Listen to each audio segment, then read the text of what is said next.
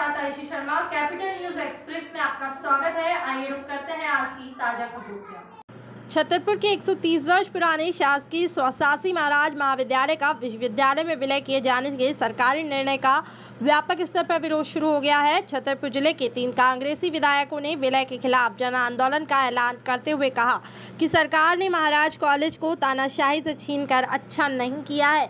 इस निर्णय के खिलाफ सड़क से सदन तक लड़ाई लड़ी जाएगी। सोमवार को तीनों कांग्रेसी विधायकों ने राजधानी भोपाल से राज्यपाल मंगूभाई पटेल से भेंट कर शासकीय स्वासासी महाराज महाविद्यालय का महाराज छत्रसाल बुंदेलखंड विश्वविद्यालय में किए गए संविलियन को निरस्त कर दोनों संस्थाओं को पृथक पृथक संचालित करने की मांग को लेकर ज्ञापन सौंपा है। का महाराजा छत्रसाल विश्वविद्यालय में जो सम्मेलन हुआ है उसके लिए जो छतरपुर की भावनाओं को ठेस पहुंची है, उसके लिए हम तीनों विधायक हम लोग गए थे। साथ में हमारे भाजपा के संघ के वरिष्ठ नेता एम नारायण महेश्वर काले जी, वो भी गए थे। और हम लोगों का ये कहना है कि जो हमारा 130 वर्ष पुराना 140 वर्ष पुराना महाराजा महाविद्यालय है, जो कि एक ऐतिहासिक धरोहर भी है और गौरवशाली संस्था भी है, जिस संस्था के पास अपने स्वयं के सभी सारे संसाधन हैं, नेक से उसको बी ग्रेड प्राप्त है, यूजीसी से ग्रांट मिल रही है, रूसा की फंडिंग हो रही है, वर्ल्ड बैंक से उसकी फंडिंग हो रही है, ऐसी संस्था जो अपने पैरों पर खड़ी है, आप ऐसी संस्था को समाप्त ना करें।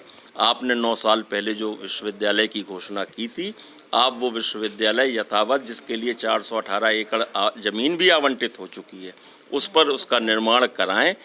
और हमारे यहाँ एक शिक्षण संस्था और बढ़ेगी, जिससे कि छात्रों को लाभ मिलेगा। आप जो एक संस्था है जिसमें आज 10-11 हज़ार बच्चे पढ़ रहे हैं, वो 10-11 हज़ार बच्चे विश्वविद्यालय में कल के दिन उनको परेशानी जाएगी, क्योंकि एंट्रेंस टेस्ट होने हैं विश्वविद्यालय में। जब उनकी एडमिशन मिलेगा तो वो एंट्रेंस टेस्ट के माध्यम से मिलेगा। महाविद्यालय में ऑनलाइन एडमिशन होते थे और फीस का भी स्ट्रक्चर दोनों विश्वविद्यालय और महाविद्यालय का अलग अलग है। तो हम लोगों को सब लोगों ने वहाँ से हमारा दबाव है हम लोगों के ऊपर भी।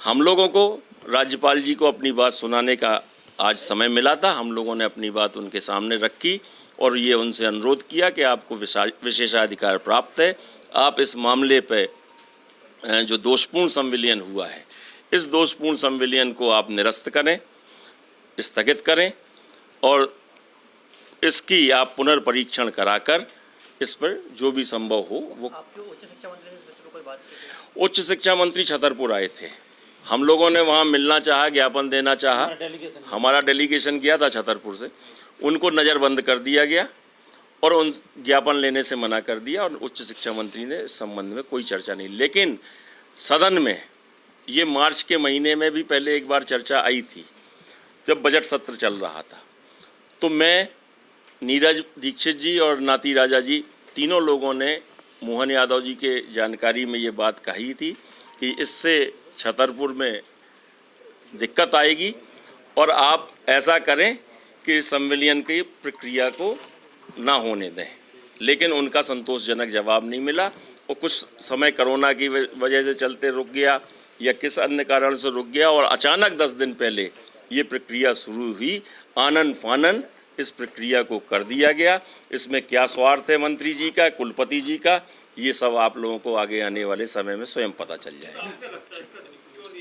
पूर्व अगर मान लीजिए आपने घोषणा की थी, वो पूर्ण नहीं किया और आनन फानन 10 दिन में आपने संविलियन की कर दिया, 2 साल 4 साल और ना बनता। लेकिन 2 साल का कार्यकाल कुलपति जी का शेष है और 2 साल का कार्यकाल मोहन जी का शेष है और 236 पदों की वहाँ पदपूर्ति होनी है, वहाँ निर्माण होना है, क्योंकि इतनी सी जगह में तो आप छात्रों को बिठा नहीं पाएंगे और हो सकता है कि पीछे से इसका लाभ शिक्षा जो प्राइवेट शिक्षा संस्थान हैं उनको भी मिले। तो इसलिए हो सकता है सबकी मिली जुली साठगांठ हो इसमें।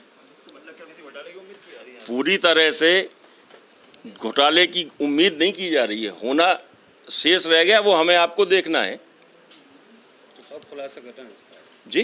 कब खुलासा कर रहे हैं? जैसे ही ये प्रक्रिया शुरू करेंगे आपके सामने फिर पुनः लेके सामने बैठूंगा। लेकिन आज हमारी मांग है कि ये संविलियन गलत हो रहा है, विश्वविद्यालय हमको मिलना चाहिए जिसकी घोषणा हुई थी, और महाविद्यालय जो हमारा ऐतिहासिक धरोहर है, हमारी गौरवशाली संस्था है, उसको भी यथावत रहना चाहिए। ठीक।